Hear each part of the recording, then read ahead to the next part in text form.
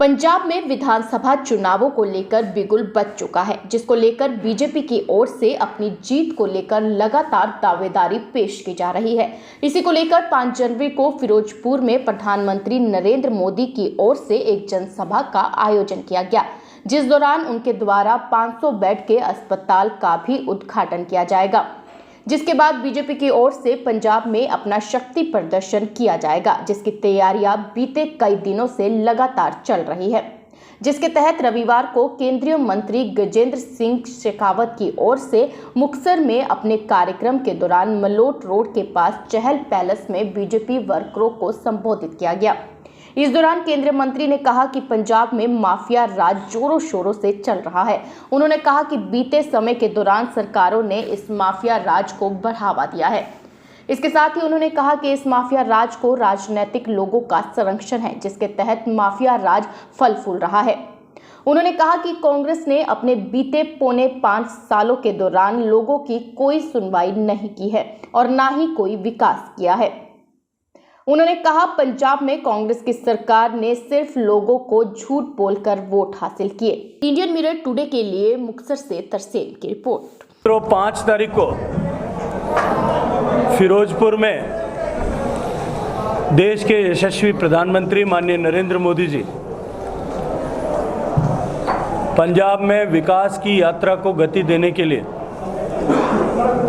हजारों करोड़ रुपए की परियोजनाओं का शिलान्यास और शुभारंभ करने के लिए आने वाले।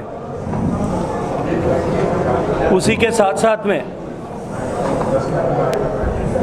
भारतीय जनता पार्टी के चुनावी आगाज को प्रारंभ करने के लिए करने के लिए भी माननीय प्रधानमंत्री जी के नेतृत्व में एक विशाल रैली का आयोजन भारतीय जनता पार्टी पंजाब प्रदेश ने किया है।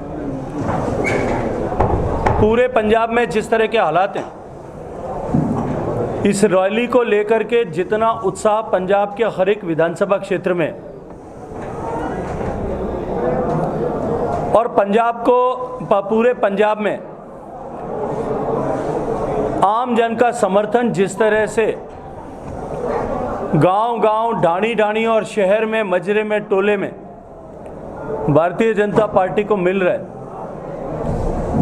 मैं विश्वास के साथ में एक बात कह सकता हूं कि 5 तारीख को पंजाब के राजनीतिक इतिहास में एक नया अध्याय स्वर्णाक्षरों से लिखा जाएगा, एक नया कीर्तिमान स्थापित होगा।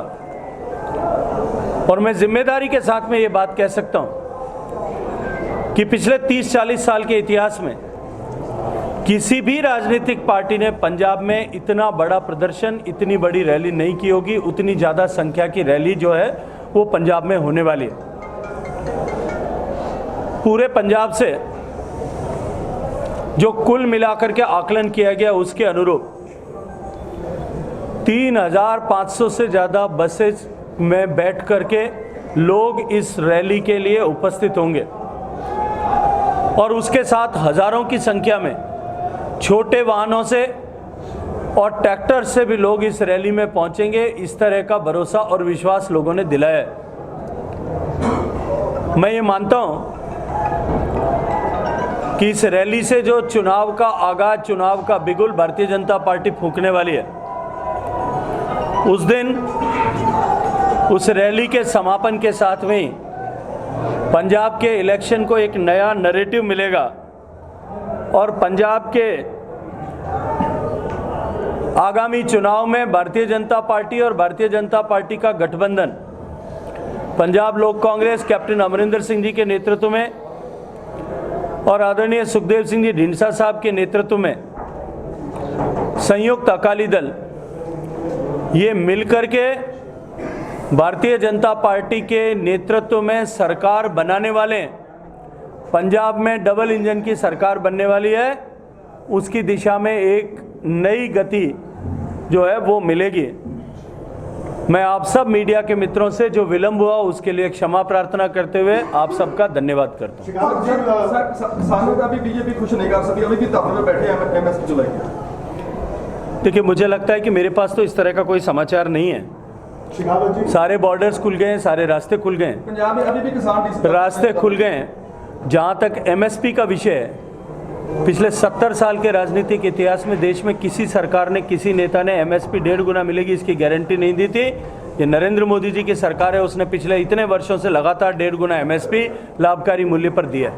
अब माफिया की बात आपने स्टेज पर भी की। कांग्रेस कह रही है कि जिस ड्रग माफिया की, जिस रेत माफिया की बात आज भाजपा कर रही है, जब ये माफिया पंजाब में आया तब भाजपा भी गठजोड़ में थी अकाली दल से। पिछले 4.5 साल से, 4.25 साल से पंजाब में किस पार्टी की सरकार है? वो बोल रहे जब माफिया वार्ड यहाँ में आया तब। जब सरकार 4.5 साल से किस पार्टी की है, उस सरकार ने उसको तोड़ने के लिए, उसको रोकने के लिए काम क्यों नहीं किया? प्रश्न तो मेरा यही है। शेखावत जी, आपने शुरू किया, जिसने शुरू किया उसका पाप उसके सिर पर रहेगा।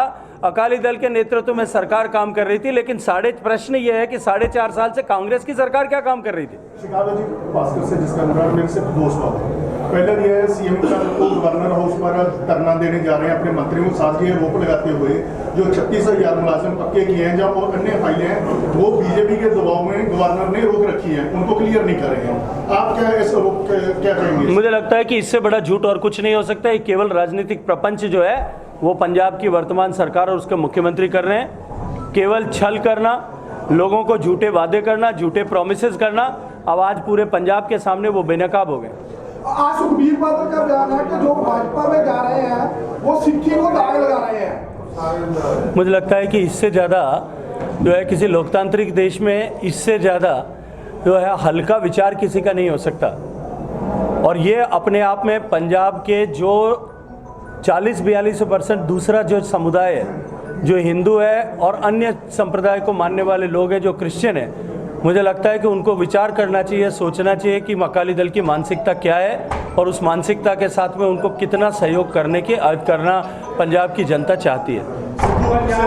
चलो हो गया, आपका हो गया। पंजाब में जो रैली हो रही है, आपने बोला कि गंगानगर से बसें आएंगी भर के नहीं, खाली आएंगी बसें, खाली आएंगी। बस नहीं मिल रही है पंजाब में, खाली बस। हिमाचल से खाली बसें आ रही है, बस मांगी है, वहाँ से बस किराए लिए, वहाँ से हरियाणा की रोडवेज की बसें, खाली बसें वहाँ से लिए किराए पर। सब ये आप सनद रहे, ऐसा मत लिख देना कहीं कि हमने वो लिए, सब खाली लिए वहाँ से बसें। सिद्धू ये रोक लगाते हैं जितने भ्रष्टाचारी हैं वो सब बीजेपी में जा रहे हैं और ईडी और दूसरे से डराकर बीजेपी इनको अपने साथ लगा रही है। चलिए, इस विषय पर मैं पहले टिप्पणी कर चुका हूँ, अभी आवश्यकता नहीं है कोई। धन्यवाद। हरियाणा हिमाचल की खबरों को जानने के लिए चैनल को सब्सक्राइब